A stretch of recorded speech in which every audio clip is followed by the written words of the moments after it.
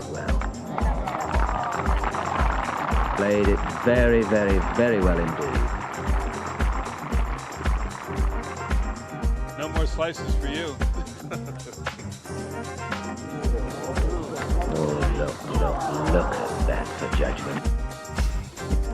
You'll learn.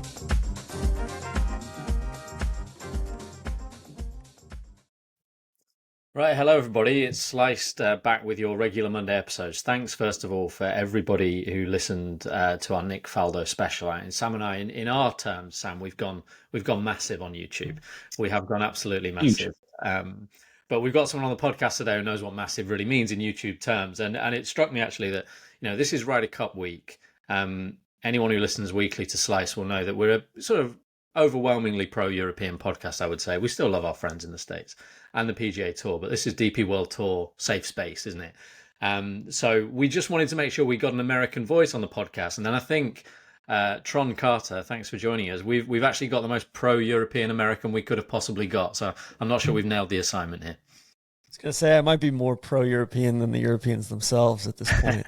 And people think it's a bit or a contrarian thing. And no, I just think it's a more likable, dynamic group of players and captains and leaders and just the whole culture of it. So, well, how nice of you to say so. Sam, I'll hand over to you now for some business before we get to the Ryder Cup. Well, yeah, I mean, we just wanted really to touch on the Open de France before we go into the Ryder Cup. And obviously Michael Kim won in the end, but you had, it's a pretty good leaderboard. You had Brooks in the mix, Minwoo Lee in the mix, some, primarily PGA Tour players.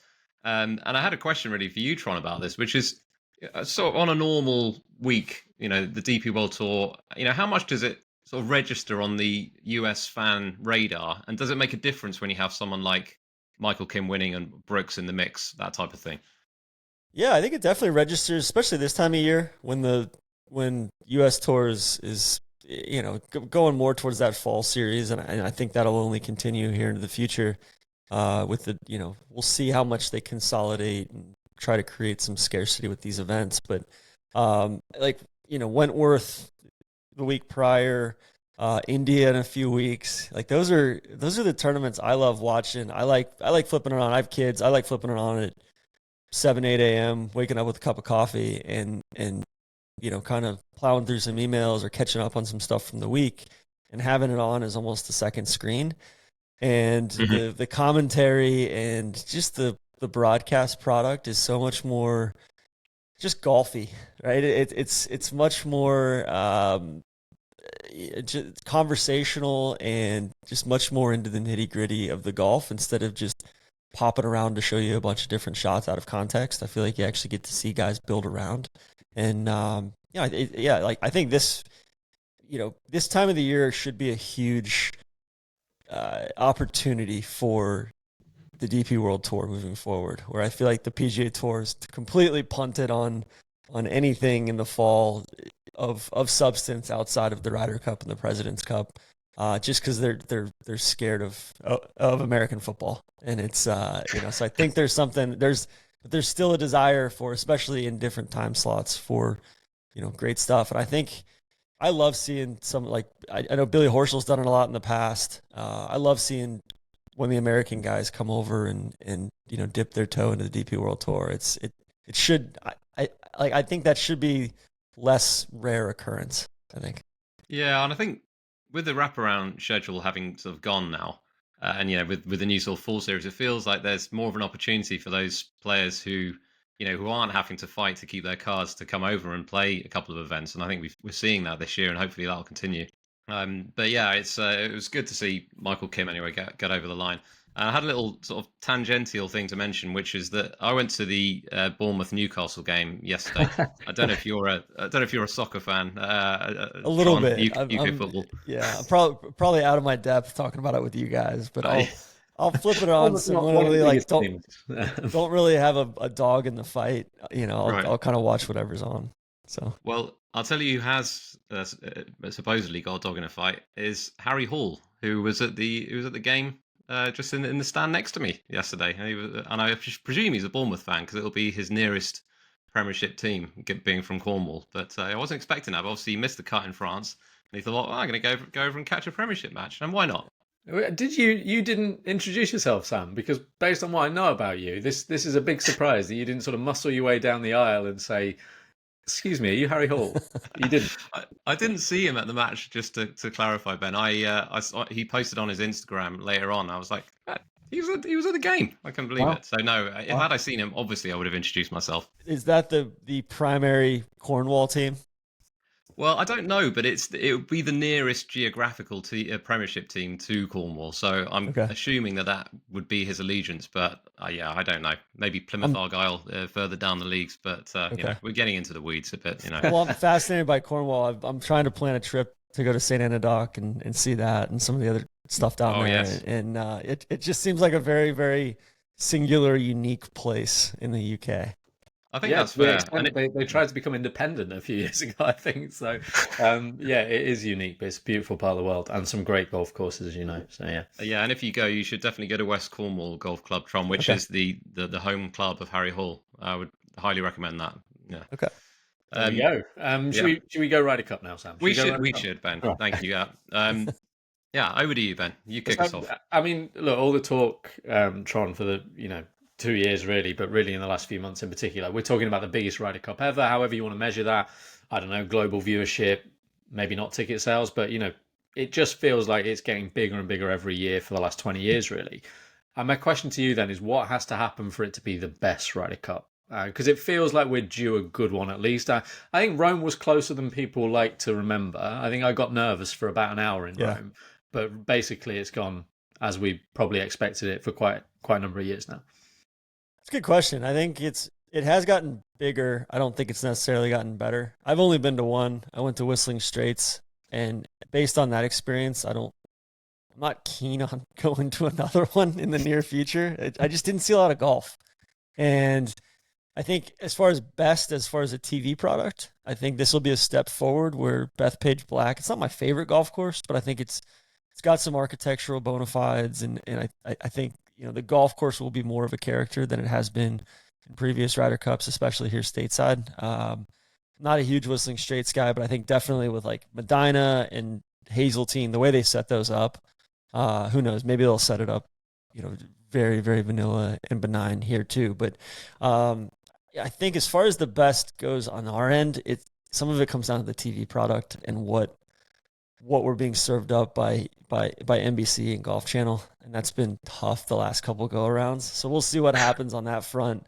I tend to think I'm really, really excited for Adair Manor in 27. I think that'll be just the way that golf course lays out and that short par 4 right there near the castle, and just the way that back nine works, I think is going to be fantastic. And I think it's tight enough piece of property to where there's I think these events are best when everybody, like all of the fans, there's holes right next to one another, and Bethpage doesn't really have that as much. It's very kind of out in the forest, and those holes that it's really going to come down to, 12, 13, 14, 15 are pretty isolated back there, and they're tough to get to. And so I think it's going to be a really interesting spectating experience too, because I think a lot of the hospitality is back there, and it's just going to be a logistical kind of just rat's nest a little bit of just how to get people in and out of that property. And they've got a little bit of experience as far as majors go, but I'm not sure I fully subscribe to that it's going to be this big, brawny, blue-collar New York Ryder Cup too, based on ticket prices are extortionate, and a lot of people just end up sitting in hospitality anyway. So I think it's one of those things where I don't know how many New Yorkers are actually going to be there, if that makes sense. It might just be a bunch of people from all over the world, all over the U.S. It'll definitely be rowdy and boisterous, but I don't think it's going to be, like a barstool kind of, hey, bunch of everymen out there, kind of plumbers and firemen and electricians and blue collar people. It's going to be a pretty white collar version in New York. Sure. I think Nick Faldo kind of alluded to this, didn't he, Ben? He sort of said, the ticket prices, might have an impact on this sort of notion that it's going to be this real kind of, horrible environment. It's interesting to hear the point about the logistics as well. Like I think Nick said, or Sir Nick, friend of the show, said Actually getting around Bethpage. I mean, you two have both been. Getting around Bethpage is not as easy as it sounds, and the idea that you can have hordes of people, following every match all the way is maybe a little bit over the top. Is that fair? Yeah, I think so, definitely. Because like my favorite team event I've ever been to was the Solheim Cup at Inverness, and that was wonderful because there's so many holes that are right next to one another, and the way that the course kind of interacts, you can jump from 6 to 12 very quickly. You're not, the ninth hole over to the front nine. It's just very, very compact and kind of fits together like a puzzle. Whereas Bethpage is just kind of stretched out and more just more dispersed, I think. So we'll see what happens as far as which holes are set up how as well. I think it should be pretty standard, I think, through the first 12 or 13 holes. And then I think they've got some license to kind of play some tricks and change things up a little bit and move some tee boxes around on those last 5 or 6 holes. Interesting. Well, what about the first, just briefly? Because we've seen the videos, right? We've seen the line, but sometimes from behind it can be deceptive, particularly, we've seen Rory seemingly teeing off towards the green, but obviously with his ball flight and the draw and stuff, I'm guessing he's sort of trying to hit it 50, 70 yards short. We're not expecting people to be driving the first, are we? I don't know how far forward that tee box can be. Yeah, that's a good question. I doubt they would move it too far forward just because they want everybody to be in that stadium they've built. That was probably and I know it was COVID, so and there were really no European fans there at Whistling Straits. That was probably the most disappointing element of Whistling Straits, I think, was just how much, I think what my expectations were for the first hole and what reality was. And then on the flip side, at the Solheim Cup in Spain, I think they put so much emphasis on the first hole and making that this incredible experience that it actually detracted from the environment on the rest of the golf course, because so many people were just hanging out on the first hole. And then, even towards the end of the first session, people didn't want to leave their seats on the first hole to go actually watch the golf because they wanted to see the second session tee off there. So we'll see what happens. I think, first hole, I think back to the President's Cup a few years ago at Royal Melbourne, where, what was the third hole there? You could try to drive the green. And I think Tiger told all of his guys, he's like, hey, if you hit more than 3-iron here, you're getting benched for the next session.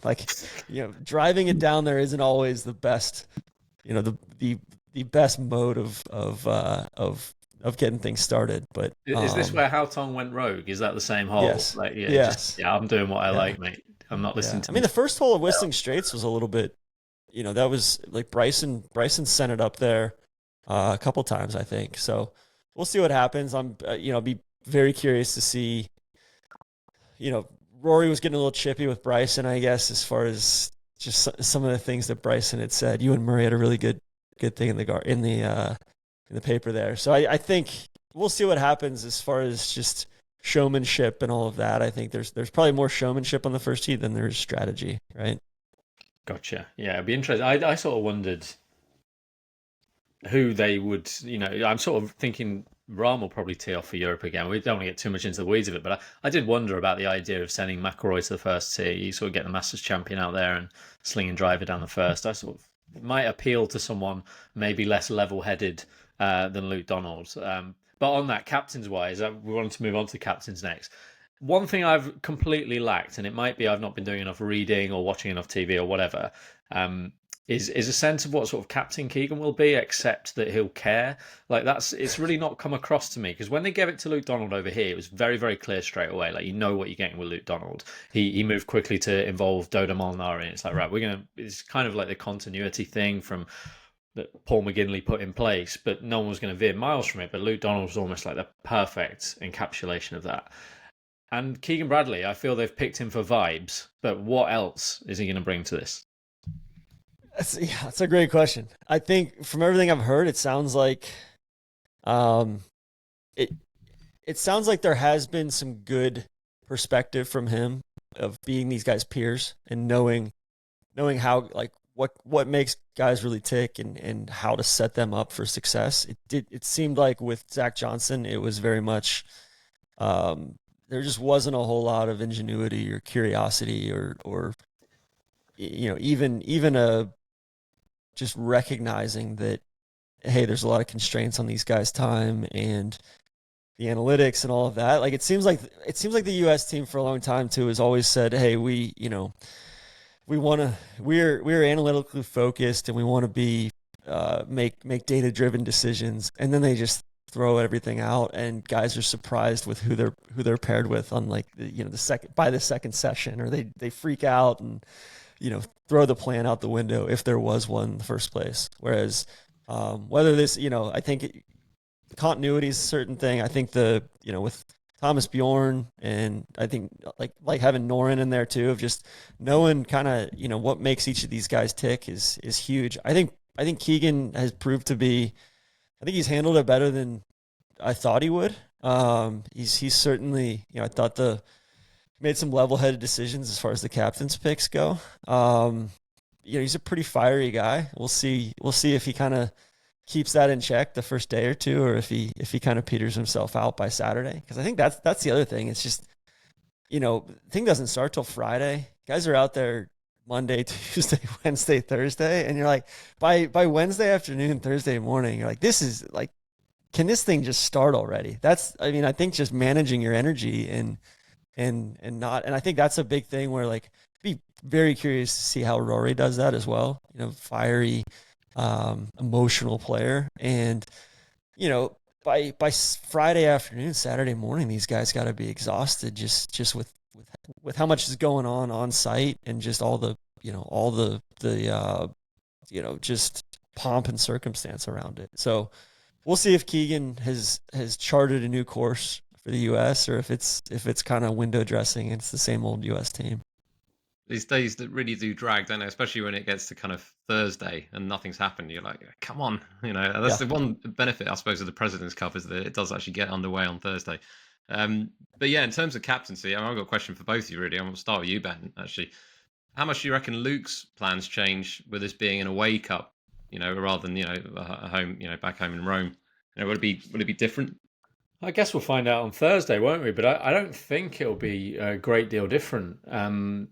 They talked a lot about making their adjustments, but I feel like they were in terms of how they would want to get their team. And in the end, the team picked itself almost. But I think they had some ways of thinking differently about who they would select. Like, for instance, had Justin Rose not qualified, they definitely would have picked him. Whereas had it been a home Ryder Cup, pre-Southwind, I wouldn't have been so certain. And even someone like Matt Fitzpatrick, I think there's the idea that they would go with experience as long as they'd shown something was the thing that would have changed. I guess for me, the question marks are really only around Bob and Rose, I think, because Bob went into, obviously they were partners last time, but there was a purpose to that. And now McIntyre doesn't need his hand holding, and also Rose is probably playing to a level where you could consider leaning into that foursomes record of his if, say, Sepp Straka doesn't look good in practice. So I think there'd be minor tweaks. I can't see like a wholesale ripping up of what worked in Rome.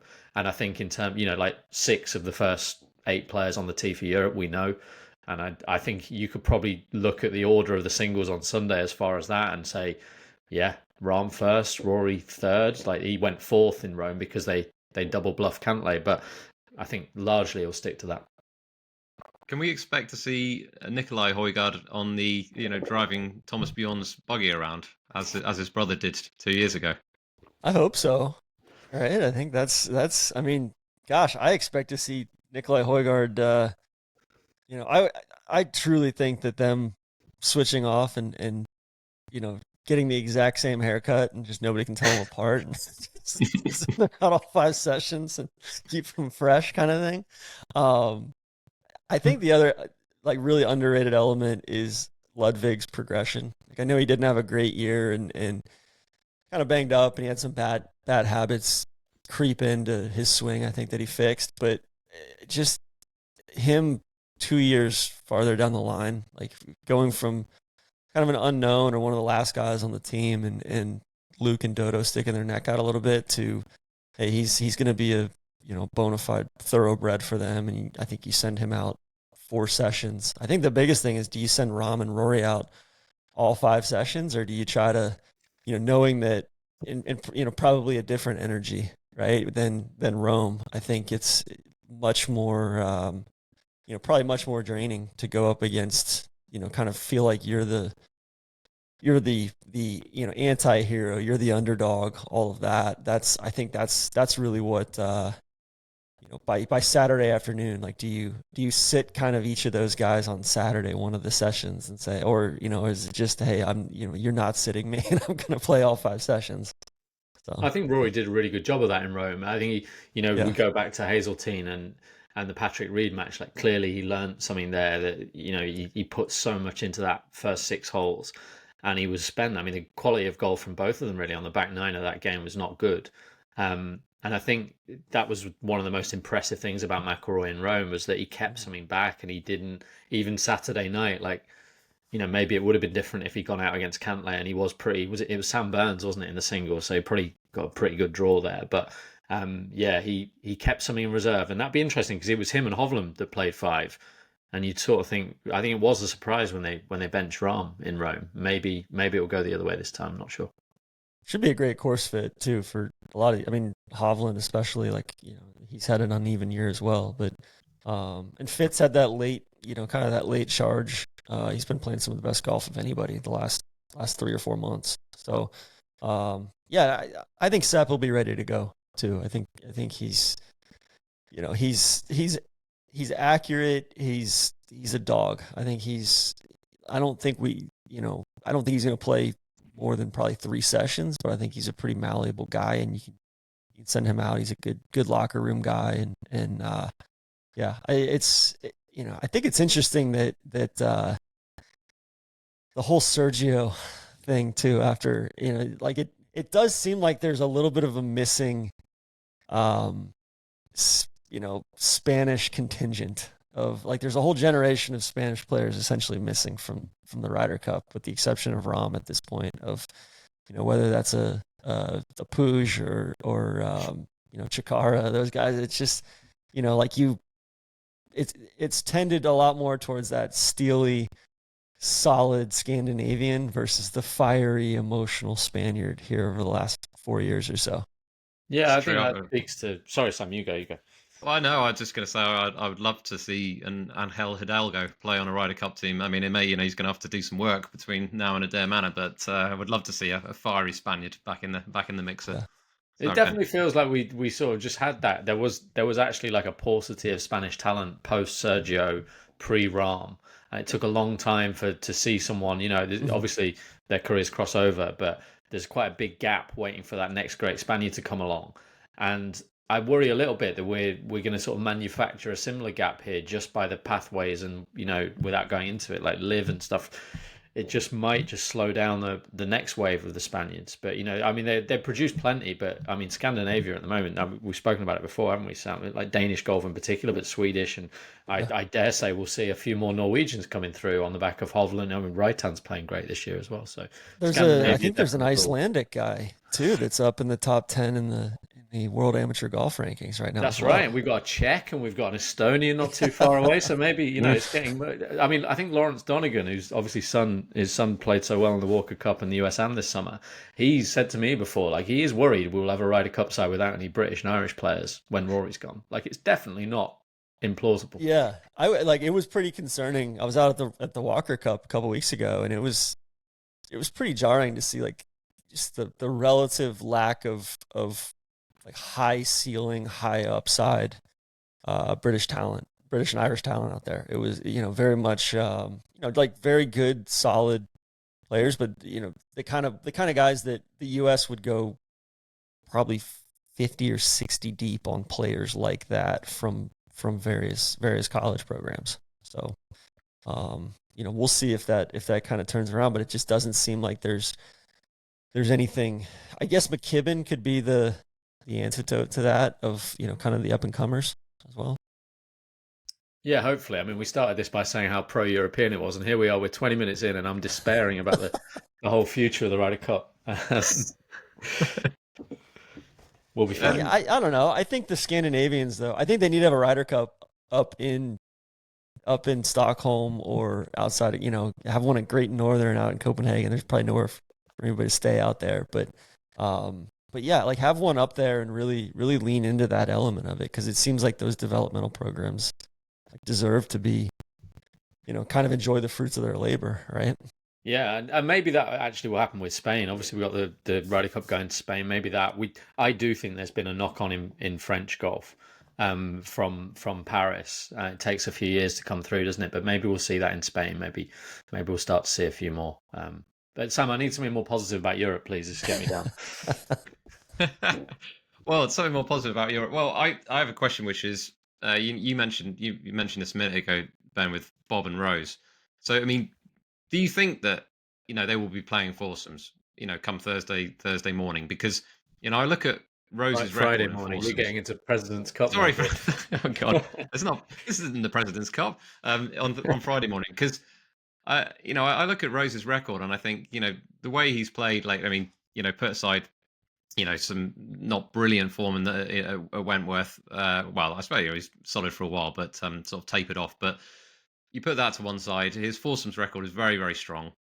Bob McIntyre, for me, I'm going to put it out there. I think he's going to have a really strong Ryder Cup, because I think he's going to handle the environment really well, and I think the experience that he got 2 years ago is going to massively help him. So if I'm in charge, I would love to see them play at least one foursome session. But what do you guys think? I think Saturday maybe, but Tron, I mean, I remember us having a conversation prior to the last Ryder Cup, and you were talking to me about Bob McIntyre, and I think the basic bottom line was the worry within Europe was obviously he's like a high ceiling but low floor player, and I guess for me that's like Rose in a nutshell these days. The gap between his best golf, which we saw at Augusta and Southwind, and his worst golf, which we've seen at various parts in between, I feel like that's a big risk. Whereas like Sepp and Shane, you know what you're getting there, right? I would say I don't know necessarily if you know what you're getting with Shane these days. Shane seems like he's gotten to be a lot more volatile as a player. Just there's been a lower floor there, I think, than you would expect. I think Bob is a far better player than he was 2 years ago. Far more complete. Seems like his course management's better. He's less wayward off the tee. Iron plays fantastic. I think between him and Ludwig, I think there's a massive step forward there on that front. And Rose, I don't know. Maybe I've just been drinking too much Rose Kool-Aid over the last. I've done a complete 180 on Rose versus 3-4 years ago. The guy's just the consummate ultimate professional, and I have no concerns that he may not have his complete A game, but I think I have no doubt that he's going to have nothing less than his B game. He just seems like one of those guys that he does all the right stuff. He knows how to prepare. He knows how to, as long as he's healthy, which it seems like there should be no concerns there.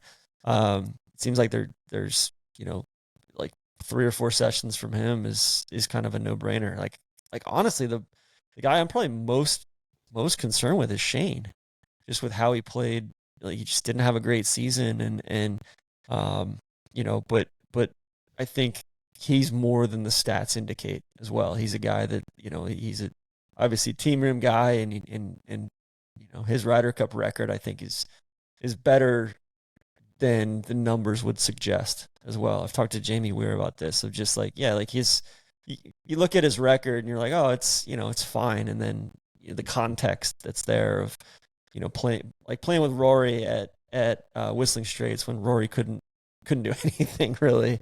I don't think he gets enough credit for that. I think Fitz is probably the biggest.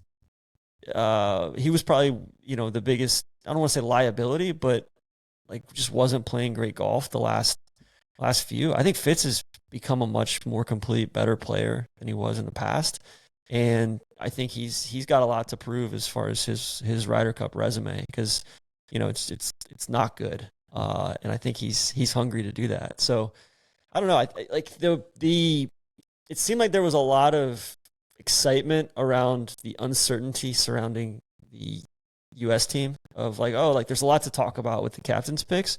And I think with Europe, the continuity got spun by people as, oh, this is boring, or, oh, they're just going back to the boys club, or, oh, continuity is a good thing. Experience is a good thing, especially in a way Ryder Cup. And they're like they laid out this playbook, and it's played out exactly as they could have hoped, as far as the guys that played in Rome playing well, earning their way back on the team, and really not having to go too far off the board. And then you'll see in Ireland, if they if it's kind of, all right, we're going to get some new blood on here, and we're going to get 3 or 4 guys, some rookie experience, and kind of build towards build towards Hazeltine in 2029. So I don't know. I'm bullish. I think no news is good news kind of thing. That's and I know that doesn't sell magazines or drive ratings in the lead up, but I think Dodo and Luke and Bjorn and all those guys have played this to perfection. So I agree with that. Yeah. In the US, then, I mean, it's very different, isn't it? It's one of the strange things about this Ryder Cup coming in is that they've got more rookies, but also for me, like, it's the fact that the beyond Scheffler. It's partly why I just think Scheffler's so important to them this week. Like, I think he, it goes without saying almost, but I think he plays 5, and I think if he wins 4 or 5, then US probably win the Ryder Cup. But as far as the rest of the team goes, do you think we will see roles according to recent play, or roles according to pedigree? Because, or somewhere in between, I suppose. Because, for instance, Ben Griffin, on paper, the way he's played the last 6 months, there's someone you should be looking at to play 4+. But maybe that's asking too much. That's the thing I've not really got a sense of yet, like where we are on people like Griffin and Cam Young, and where they sit in this team. I agree. I think you compare and contrast somebody like Griffin or Cam Young with Colin Morikawa, who hasn't played great over the last 6 to 8 months and had a pretty mediocre season, or even Xander.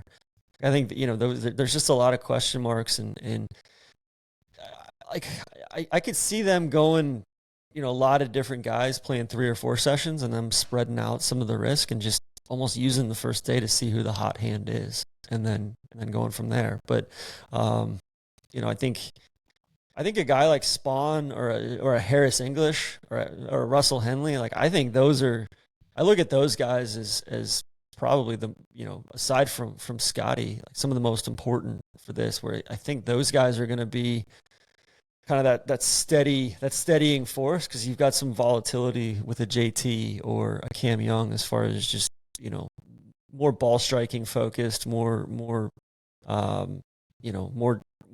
driver dependent, versus, I think, Harris English, JJ Spawn, Russell Henley, always in play, great putters, getting up and down from everywhere kind of thing. Like, those are going to be steadying forces that kind of use them to pair up with some of those guys that are a little bit more unknown quantity, whether it's, Colin with his recent form, Xander, or even, Ben Griffin. And you kind of, use those to kind of balance each other out. And then heading into day 2, you figure out, all right, which way do we want to go, especially in foursomes? Because I think 4-ball is like, all right, let's just send out the dudes that make a bunch of birdies and go from there, kind of thing. Yeah, and that ties in with my Bryson plan if I was in charge, which obviously I'm not.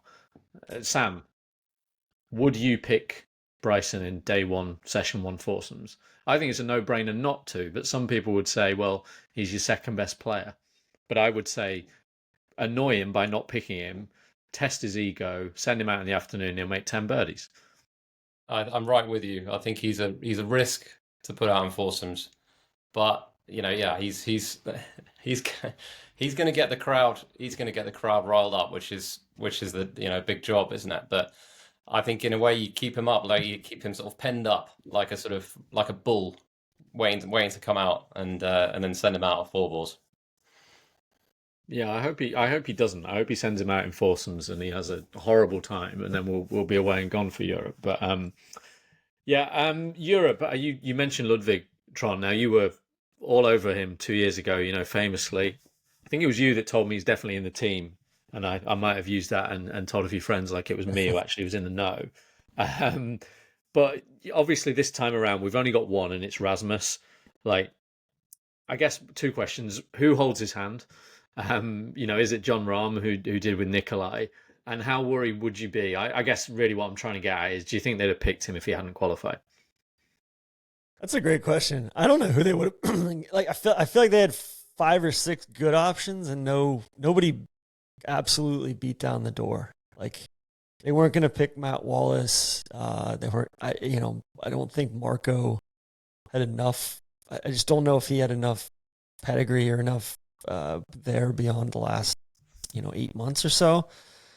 Right hand didn't do enough. The other Danish guys, I just don't think like I know like I like that Rasmus was there front and center, watching everything up close in Rome, and how powerful that must have been. And I think it should be a good course fit for him from a driving perspective. And we'll see if they've unlocked anything on the U.S. side as far as the way they set up the golf course.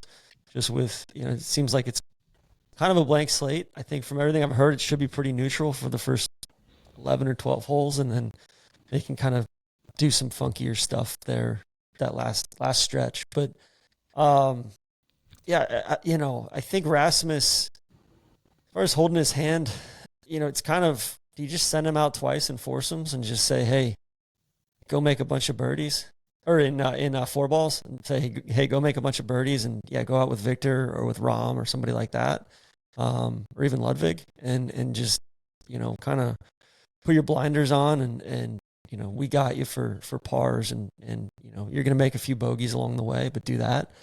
I don't know. We'll see. I think there's and it seems like Tommy's someone in that pretty malleable. Like he's played well with a variety of guys, and he's playing the best golf of his career at this point too. And I think that should translate. Like he came in the previous Ryder Cups, playing okay, or playing, like his floor is always just very, very high. And but there's something about it, I think, that kind of unlocks Tommy of just, I think there's less downside risk of, he's playing offense.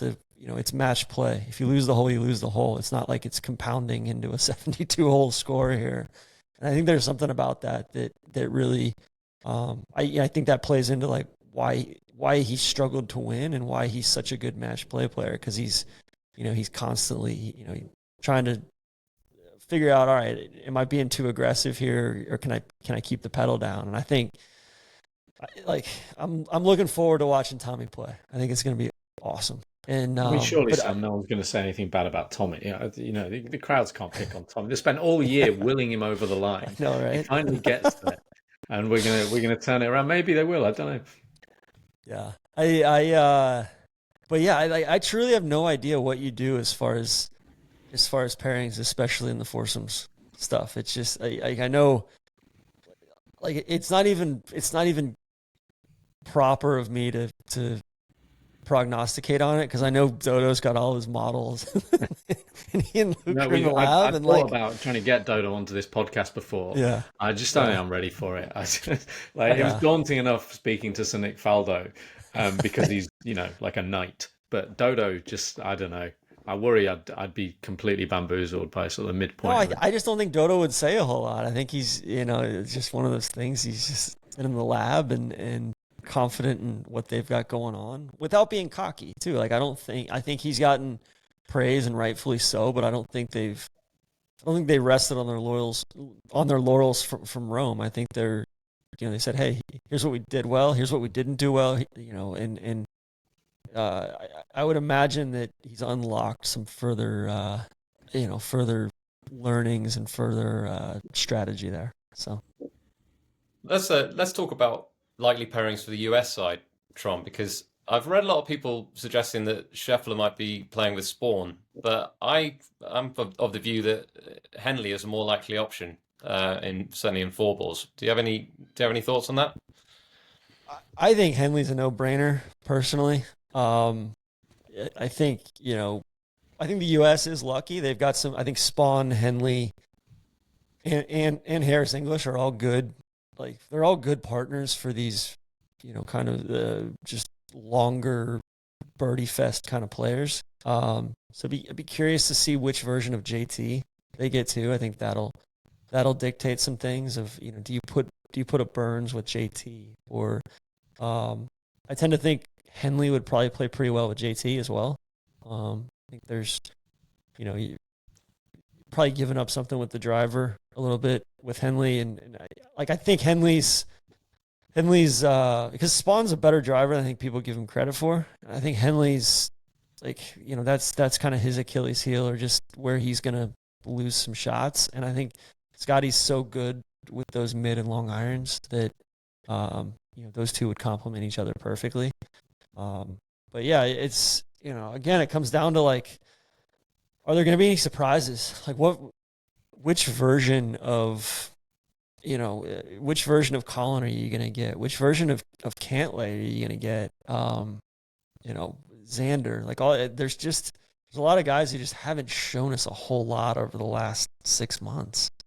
And, but then there's guys that unexpectedly have, like you said, Ben Griffin, Harris English, and they're, I'll be really curious to see who they pair up with Ben Griffin too. He's got a different golf ball than everybody. And hey, maybe he's just a 4-ball guy, similar to Rasmus, right? Like he's kind of their version of Rasmus, and 4-ball guy, rookie, and hey, just go make a bunch of birdies, man. Yeah, I think that's one of the tricky things with Griffin, because he sort of deserves more than that, doesn't he? But the ball, I think like ball discourse can get a bit carried away. But the guy, he does play a max fly ball. It's like, it's not like he's just playing the Pro V1 dot or whatever it is. Like it's just gonna be alien to someone in foursomes potentially. So yeah, I wonder. And then about Bryson. That. Like who do they pair up with Bryson? Yeah. I don't know, especially if you want him to play 4 times or so. I think draw straws maybe. Yeah, or I don't know. Like weirdly, I think this weird like Cam Young and Henley would be really good together as well. I think that would be an interesting pairing. I think Cam Young and Bryson would be fascinating. It would, wouldn't it? For like a 4-ball kind of thing. Of all right, like we're gonna send the big guns out and just see if you can take it. Were you at the President's Cup when Cam Young played? I mean, you were, Sam, right? Is that right? I was there, yeah.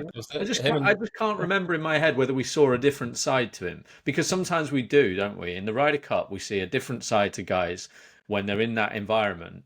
Was Cam Young just being Cam Young? From what I remember, he was. Yeah, I think I mentioned to you, Ben, on a previous pod that he felt quite aside from the rest of the team. Like there was this real kind of tightness with a lot of the team, and he felt like he was sort of on the outskirts. I don't know whether it's because he had a young child and his wife, and I don't know if it's to do with that, but certainly in that sort of that gala dinner, I remember thinking he was a bit separate. Right. Okay. Maybe now part of it is like being there as a non-winner as well. Yeah.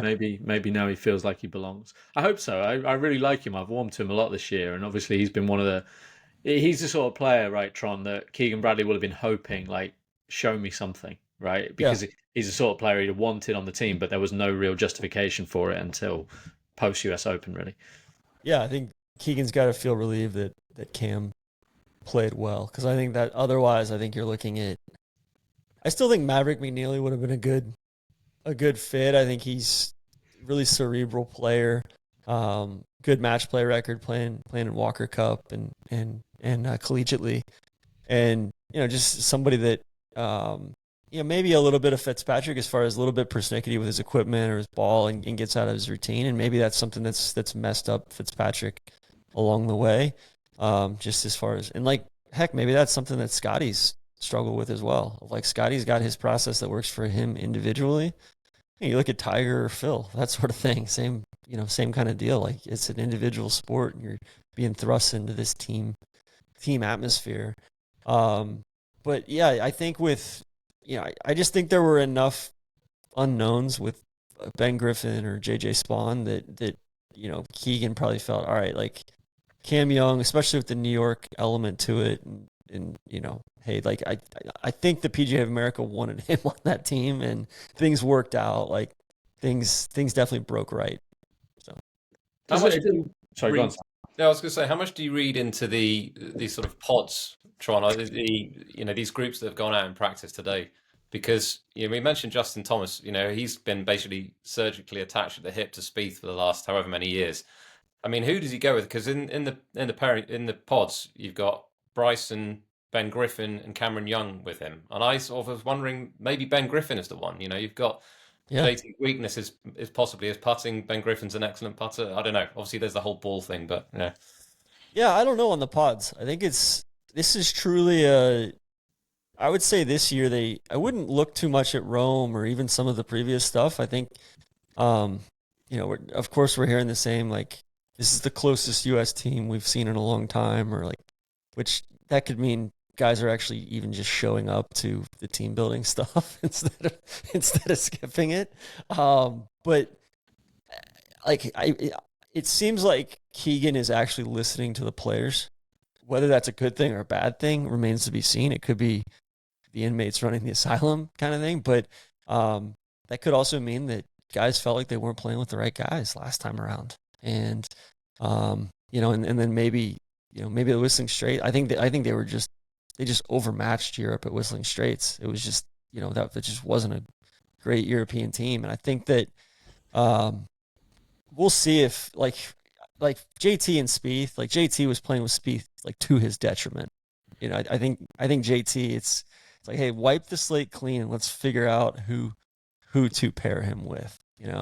But he's an interesting one because he seems like kind of a different player than he was even 2-3 years ago too. Just he's not he's kind of, I don't know, the driving's changed, the putting's changed, and I can't figure out JT. He's almost turning into like the American Hideki for me, where like I never know what we're gonna get out of Hideki. I never know what we're gonna get out of JT.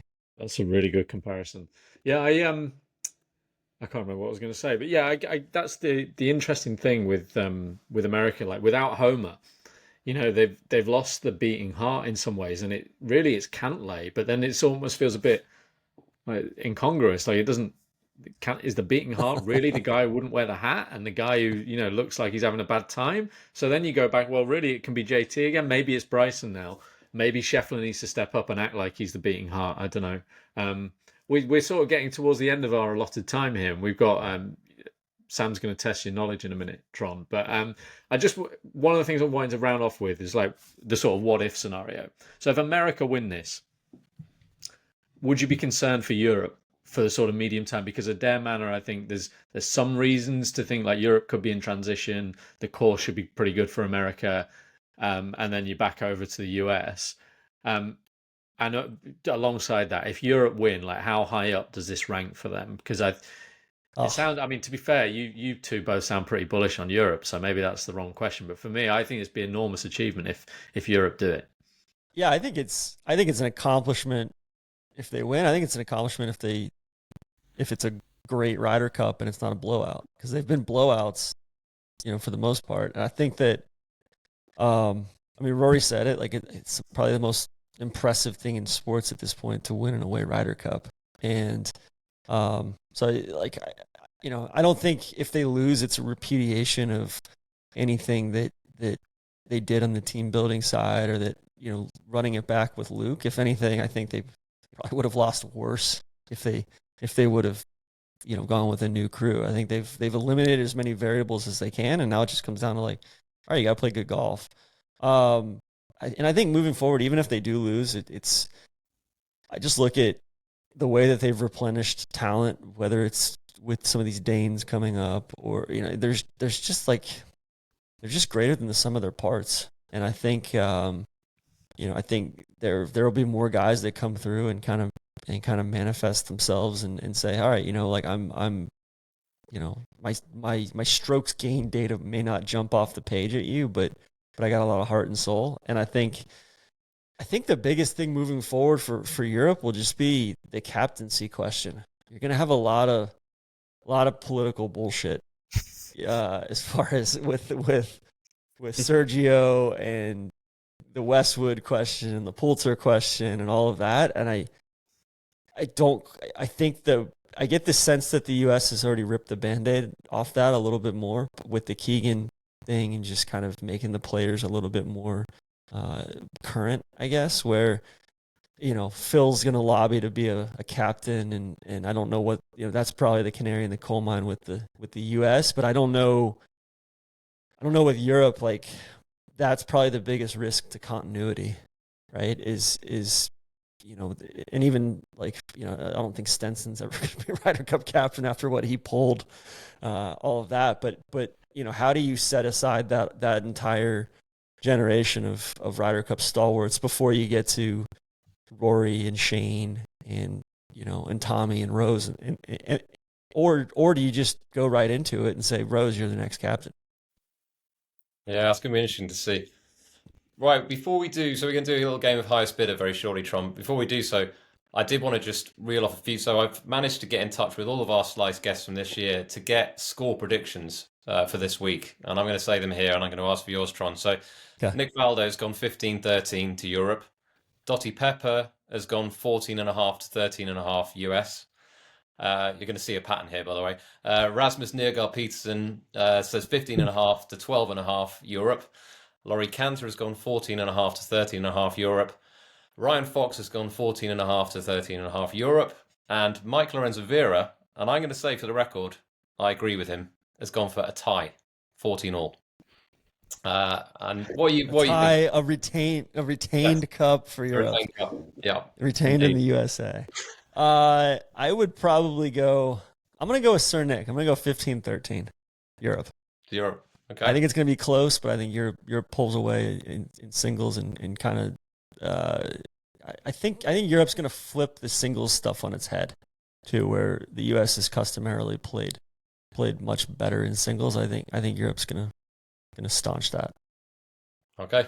All right. Well, I'm going to add that to the list. I'm going to put that out because it's interesting that you're going Europe. Maybe not surprising to some, but for balance, I'm going 15-13 USA. It's the highest bidder. It's the highest bidder. It's the highest bidder. It's the highest bidder.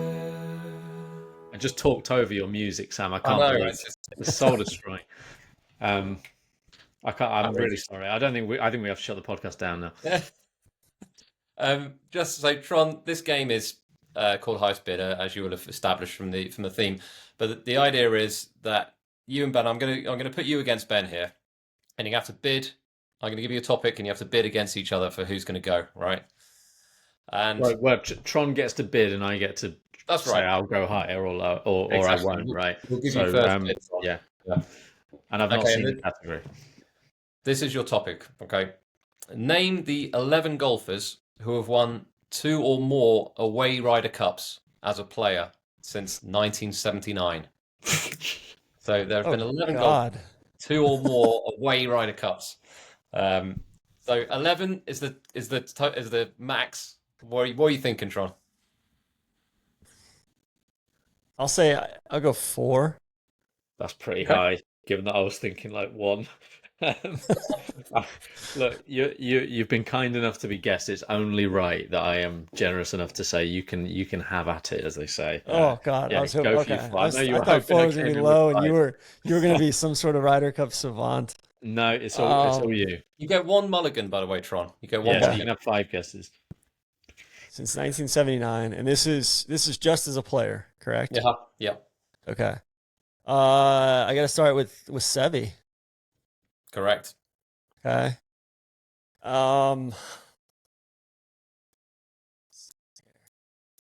Let's go Ian Woosnam. Ian Woosnam is indeed on the list. 87 and 95. Well done. Okay.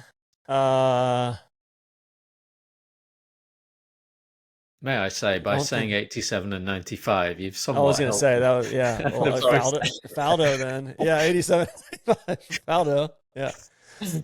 Yep. Who am I to say? Yeah.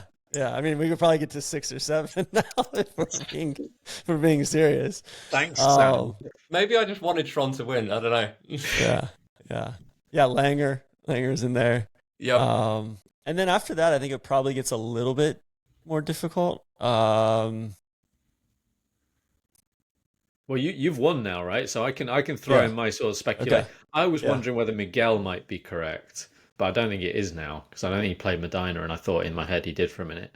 No, and the others like Rose but Rose debuted at Valhalla, did he? Or did he debut? He didn't debut at Oakland Hills, did he? In 2004. No, I can give you the full list. So Seve, Nick Faldo, Bernard Langer, Ian Woosnam, Sam Torrance, Howard Clark, that was the same, 87 and 95. Colin Montgomery, 95, 2004. Lee Westwood, 2004, 2012. And then in the same one, you got Poulter, Donald, and Garcia. Okay. Yeah. Very good. That's more Well, recent ones congratulations. than I figured it would Yeah. be. I was thinking it was going to be a lot more in that 79. But good effort, Tron. And sorry, Ben, for helping. No, that's all right. That's all right. Fine. Clearly, I wouldn't have got 4. So But yeah, we had one question before we let you go, Tron, which is, Ben and I started up Sliced back in January. We like to think things are going reasonably well, but like one piece of advice from you for someone who runs an extremely successful podcast of what we should do. I think don't try to be all things to all people. Focus on what makes you unique, what makes you like differentiated. Own your niche, I think, versus, I think we kind of hit a fork in the road a long time ago of like, hey, we can kind of try to appeal to more weekend golfers, or like expand our potential audience, and we kind of said, no, we are for core enthusiast, golfers the world over. And so I think for you guys, it's figuring out like what your DNA is, and then leaning into that instead of getting distracted by shiny objects or short-term things that'll kind of juice your download numbers, but may not bring in people who align with exactly what you guys are about. So I like that. That's much appreciated advice. It's made me think, Sam, that basically we're after anybody who has at any point in their life watched the Austrian Open, for instance, like that. yeah, it's If a you are one of those self-selecting people- population. Yeah, Right? yeah, exactly. The exactly. made in chat, the made in chat, or the made in Denmark, the real Czech masters, things of that it. nature, right? If you can define what Category 12 membership on the DP World Tour is, come along. You're very welcome. Exactly. It's good advice, Tron, and we thank you very much for giving up some of your precious time. And let's hope everybody for an entertaining Ryder Cup at Bethpage Black.